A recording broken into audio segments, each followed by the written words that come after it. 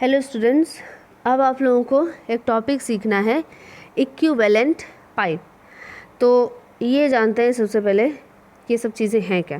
देखिए, ये एक सिंगल पाइप है। अगर ऐसा कॉम्बिनेशन होता है, ऐसा कुछ अलग अलग डाया के पाइप एक के बाद एक आपके साथ कंबाइंड किए गए हैं, तो इस तरीके के कॉम्बिनेशन को हम बोलते हैं पाइप्स इन सीरीज़। जब पाइप्स इन सीरीज़ होगा तो जितने भी सेक्शन आपको दिखेंगे उन सभी सेक्शन पे कंटिन्यूटी इक्वेशन की वजह से Q1 इक्वल टू Q2 होगा, और पूरे पाइप का जो हेड लॉस होगा, head loss due to friction होगा, वो सभी जितने भी पाइप हैं उसमें हेड लॉसेस के समेशन के बराबर होगा। अब अगर ऐसा कोई पाइप है जिसका ओरिजिन और लास्ट में एग्ज़िट अगर सेम है तो इस तरीके से फ्लो होगा। इस तरीके के फ्लो को हम लोग बोलते हैं पाइप्स इन पैरेलल। मतलब कि दो पाइप जिनके ओरिजिन और जिनके एग्ज़िट सेम एंड से जुड़े हुए हैं तो उन्हें हम लोग बोलते हैं पाइप्स इन पैरेलल। इस तरीके के पाइप में Q1 इक्वल टू Q2 नहीं होता है। जैसे कि यहाँ पर सपोज़ यहाँ पर Q1 है, ये Q2 है और ये Q3 है, तो Q1 equal to Q1 plus Q1 equal to Q2 plus Q3। और इस तरीके के केस में क्या होता है, friction, head loss due to friction at pipe 1 and head loss due to friction at pipe 2 दोनों बराबर होते हैं पाइप्स इन पैरेलल के लिए। अब अगर कई डाया के पाइप 1 बाई 1 ऐसे लगे हुए हैं, ठीक है, कई डाया के पाइप जो है 1 बाई 1 ऐसे लगे हुए हैं कुछ। अब हम क्या चाहते हैं कि ये जो अलग अलग डाया के पाइप हैं, इन सभी पाइप को हम हटाकर इनकी जगह एक सिंगल पाइप को रिप्लेस करें, ठीक है, और वो सिंगल पाइप हेड लॉस भी इन्हीं पाइप के कॉम्बिनेशन के बराबर क्रिएट करे, और डिस्चार्ज भी जितना इस पाइप में डिस्चार्ज चल रहा है उतना ही डिस्चार्ज वो अकेला पाइप प्रोवाइड करे। तो इस तरीके के पाइप को हम लोग बोलते हैं इक्विवेलेंट पाइप। मतलब कि equivalent pipe is defined as the pipe of uniform dia having head loss of head and discharge equal to the loss of head and discharge of compound pipe consisting of several pipes of different length and diameters। अब अगर हमारे पास दो option होते हैं, या तो हम जो एक डाया का जो इक्विवेलेंट पाइप यूज़ कर रहे हैं उसकी लेंथ इस पूरी लेंथ के समेशन के बराबर रखें, या फिर हम लेंथ वेरी कर सकते हैं। दो हमारे पास ऑप्शन होते हैं। तो अगर हम लेंथ सेम रखते हैं, ठीक है, तो जो उसका जो उस पाइप का जो नया पाइप हमने जो लगाया उसका जो डाया होता है उस डाया को हम लोग बोलते हैं इक्विवेलेंट साइज ऑफ पाइप। अगर डाया लेंथ जो है वो अलग अलग है, अब अगर लेंथ जो है वो है L और जो पाइप जो नया पाइप यूज़ हो रहा है उसका डाया है D, तो जो हमने बताया कि फ्रिक्शनल जो है वो head loss due to friction इस नए पाइप का equal to head loss due to friction of all pipes, उनका समेशन कर देंगे तो जो हमें फॉर्मूला मिलेगा ना वो मिलेगा ये।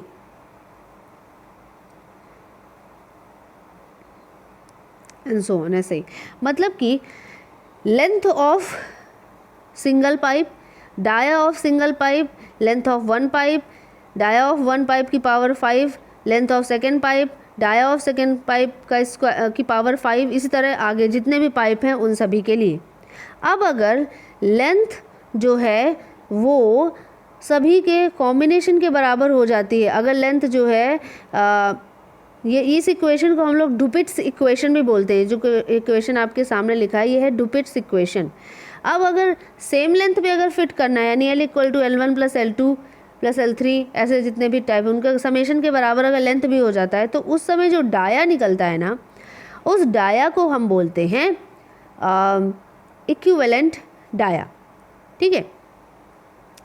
तो पहले तो हम लोग एक क्वेश्चन देख लेते हैं, इसी इक्वेशन पे क्वेश्चन बोल लेते हैं। 3 pipes of length 800 meter, 500 meter and 400 meter and of diameters 500 mm, 400 mm and 300 mm respectively are connected in series. These pipes are to be replaced by a single pipe of length 1700 meter. Find the diameters of single pipe. तो देखिए हमें length L1, L2, L3 given है, D1, D2, D3 given है और capital L भी given है। तो simply हमें इस फॉर्मूले का यूज़ करना है।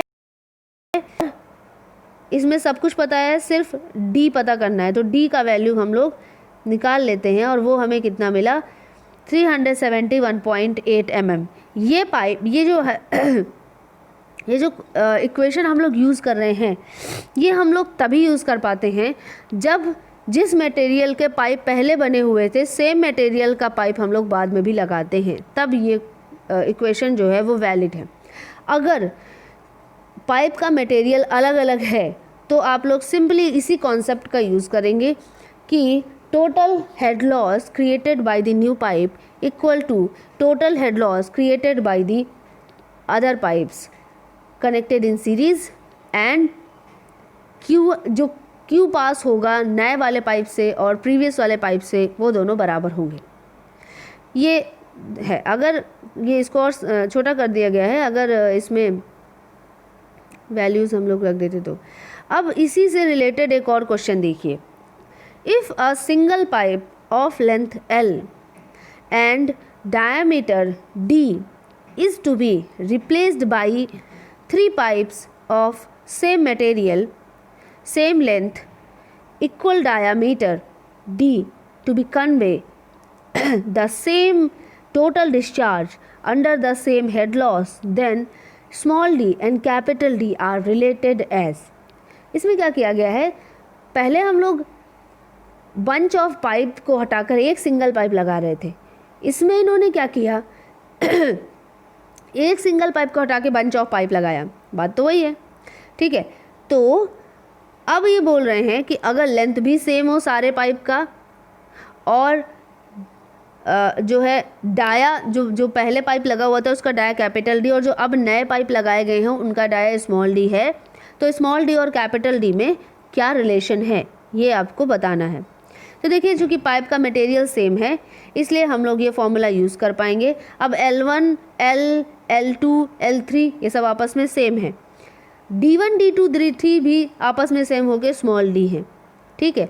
तो अब देखिए इसमें ये सब तीन अलग अलग चीज़ें हैं, तीनों सेम है, तो इसमें 3L divide by L⁵, L cancel हो जाएगा, बचेगा क्या 1 divide by D⁵ equal to 3 divide by D⁵। अब कैपिटल डी और स्मॉल डी में जो रिलेशन आया वो ये आया, capital D equal to small D divide by 3⁵1/5। ये आपका एक रिज़ल्ट है और इस रिज़ल्ट को आपको याद भी रखना है। नहीं भी याद रहता है तो आप लोग एक सिंपल यूज़ कर सकते हैं जो मैंने बताया, जैसे मैंने सॉल्व किया वैसे आप भी सॉल्व कर सकते हैं। देखिए कुछ पॉइंट्स हैं जो आपको पता होने चाहिए। ये चीज़ें तो ऑलरेडी डिस्कस हुई हैं कि कैविटेशन क्यों होता है, लो प्रेशर की वजह से होता है। जहाँ पर लो प्रेशर हो जाता है उसके बाद ही कैविटेशन स्टार्ट होने लगता है, तो इसलिए यहाँ पर हम लोग बोल सकते हैं कि cavitation is caused by low pressure. Second चीज़ जो आपको ध्यान रखनी है कि स्टडी इनकम्प्रेसिबल फ्लो, अगर ये फ्लो है और हमें ये नहीं पता कि डायरेक्शन ऑफ फ्लो क्या होगा, तो हम लोग पीजोमेट्रिक हेड निकालते हैं अलग अलग पॉइंट्स पे और हायर लेवल से, हायर पीजोमेट्रिक हेड से लोअर पीजोमेट्रिक हेड की ओर फ्लो होता है। तो उस फ्लो को हम इस तरीके से हम लोग फ्लो का डायरेक्शन हम लोग बता सकते हैं कि फ्लो का डायरेक्शन क्या है। अब अगर ब्रांच्ड पाइप के केस आते हैं आपके सामने, ठीक है, ब्रांच्ड पाइप के केस आते हैं आपके सामने, तो आप क्वेश्चन को कैसे सॉल्व करेंगे? आप क्वेश्चन को सॉल्व करेंगे सिंपली पीजोमेट्रिक हेड कि जहाँ पर पीजोमेट्रिक हेड ज़्यादा होगा उधर से कम पीजोमेट्रिक हेड की ओर जाता है। कंटिन्यूटी इक्वेशन वैलिड होता है ब्रांच्ड पाइप में भी। और ब्रांच्ड पाइप जो होते हैं वो कॉम्प्लेक्स प्रॉब्लम्स होती हैं, बड़े बड़े इक्वेशंस वगैरह लगते हैं इनको सॉल्व करने में, ठीक है। तो ब्रांच्ड पाइप कुछ इस तरह हम लोग सॉल्व करते हैं। अब बात आती है क्लोज़र टाइम की। क्लोज़र टाइम की ज़रूरत क्या होती है? देखिए, जब किसी वॉल्व को क्लोज़ किया जाता है, जैसे सपोज़ ये पाइप है, यहाँ पर एक वॉल्व लगा हुआ है, ठीक है, वॉल्व लगा हुआ है। इतना भी आप लोगों ने बहुत सारे जो आप लोगों ने वो देखे हैं लैब में जितने वॉल्व लगे होते हैं, उन वॉल्व को अगर आपने बंद करने में सपोज़ स्मॉल टाइम लिया t, आपने इस वॉल्व को बंद करने में टाइम लिया t, तो एक कैपिटल T निकालते हैं जिसका फॉर्मूला होता है 2L/C, ठीक। अगर ये जो अब अगर आप स्मॉल t और कैपिटल T को आपस में कंपेयर करें, जो 2L/C है, इसमें जो L है वो लेंथ ऑफ द पाइप है और C क्या है? वेलोसिटी ऑफ प्रेशर वेव है। जब आप लोगों ने जो मैक नंबर में जो C यूज़ करते हैं वही C यूज़ है, ठीक है। और स्मॉल t क्या है? टाइम इन सेकेंड है, जितना टाइम आपको उस क्लोज़र करने में लग रहा है वो। तो दो कंडीशंस हो सकती हैं, या तो आपका जो स्मॉल t है यानी एक्चुअल जो टाइम आपको उस वॉल्व को क्लोज़ करने में लगा वो टाइम 2L/C से या तो ज़्यादा होगा या तो कम होगा, दो केसेस हो सकते हैं। तो अगर आपको वॉल्व को क्लोज़ करने में जो टाइम लग रहा है यानी t वो 2L/C से ज़्यादा है, तो जो पाइप है उसको हम बोलते हैं कि हमने पाइप को ग्रेजुअली क्लोज़ किया है। और अगर जब हमें टाइम जो t लग रहा है वो 2L/C से कम लग रहा है, तो मतलब हम बोलते हैं कि हमने पाइप को सडन क्लोज़ किया है। मतलब वॉल्व जो है वो दो तरीके से क्लोज़ किया जा सकता है, या तो सडन क्लोज़ या तो आपका ग्रेजुअल क्लोज़। तो अगर टाइम हमें इतना लगा है कि 2L/C से ज़्यादा टाइम लगा है क्लोज़ करने में, तो मतलब ग्रेजुअल क्लोज़र हुआ है। और अगर हमें 2L/C से कम टाइम लगा है तो मतलब सडन क्लोज़र हुआ है। अब नेक्स्ट जो हमें टॉपिक देखना है वो है एनर्जी ट्रांसफ़र का, पावर ट्रांसमिशन का। पावर ट्रांसमिशन आपको सीखना है दो केसेस में, एक होता है पाइप के केस में और दूसरा आपको सीखना है नोज़ल के केस में। तो आपको यहाँ पर सिर्फ इतना ही जानने की ज़रूरत है कि पाइप्स के थ्रू जो पावर ट्रांसमिशन हो रहा है उसकी अगर आपको एफिशिएंसी निकालनी है तो उसके लिए जो फॉर्मूला यूज़ होगा वो फॉर्मूला होगा ये। एफिशिएंसी को रिप्रेजेंट करते हैं नीटा से, नीटा को एफिशिएंसी, ठीक। नीटा का फॉर्मूला क्या होता है? Capital H minus small hf divide by capital H। अब ये कैपिटल H क्या है ये जानते हैं। सपोज़ यहाँ पर ऐसे कंटेनर है और ये क्या है? ये पाइप है, ठीक। यहाँ पर कुछ ऐसे यहाँ पर वॉल्व लगा हुआ है, तो इस पाइप से कितना ट्रांसमिशन होगा पावर का वो अगर निकालना है तो देखिए इस पाइप के सेंटर से यहाँ पर जो वाटर का हाइट है उसको हम लोग कैपिटल H से इंडिकेट करते हैं। और HF क्या होता है? यहाँ से यहाँ तक जाने में जो head loss due to friction हुआ है वो HF है। तो अगर पाइप के सेंटर से वाटर की हाइट इनिशियल पॉइंट पर ये आपको पता है और head loss due to friction आपको पता है, तो आप लोग एफिशिएंसी ऑफ पावर ट्रांसमिशन निकाल सकते हैं। Eta equal to capital H minus HF divide by capital H का यूज़ करके। मैक्सिमम पावर ट्रांसफ़र कब होता है? जब आपका जो हेड लॉस है, head loss due to friction है, वो total height of water pipe centre से जो हाइट ऑफ वाटर है या हाइट ऑफ फ्लूइड है उसका डिवाइड बाई 3 होता है, यानी HF equal to capital H by 3 होता है, तब हमें मैक्सिमम पावर ट्रांसमिशन मिलता है। अब ये पावर ट्रांसमिशन या ये कंडीशन अगर हम लोग नीटा में रख दें तो हमें मैक्सिमम एफिशिएंसी कितनी मिलने वाली है वो हमें पता चल जाएगा। तो द फॉर्मूला क्या हो जाएगा, eta max equal to h minus H by three divide by H, यानी 1 माइनस 1/3, यानी 3 माइनस 1/3 यानी 2/3, यानी कि जो हमें परसेंटेज मिला मैक्सिमम एफिशिएंसी कितनी हो सकती है पाइप के थ्रू, वो होती है 66.7%। एफिशिएंसी का फॉर्मूला ये, मैक्सिमम एफिशिएंसी के लिए कंडीशन ये, और मैक्सिमम एफिशिएंसी की जब कंडीशन हमने नीटा में रख दी तो नीटा मैक्स हमें क्या मिला, 66.7%। ये पावर के लिए। नोज़ल के लिए भी सेम कंडीशन होती है, जब अगर नोज़ल पूछा जाए अगर आपसे इन केस कभी, तो उसके लिए भी सेम कंडीशन हम लोग अप्लाई करते हैं।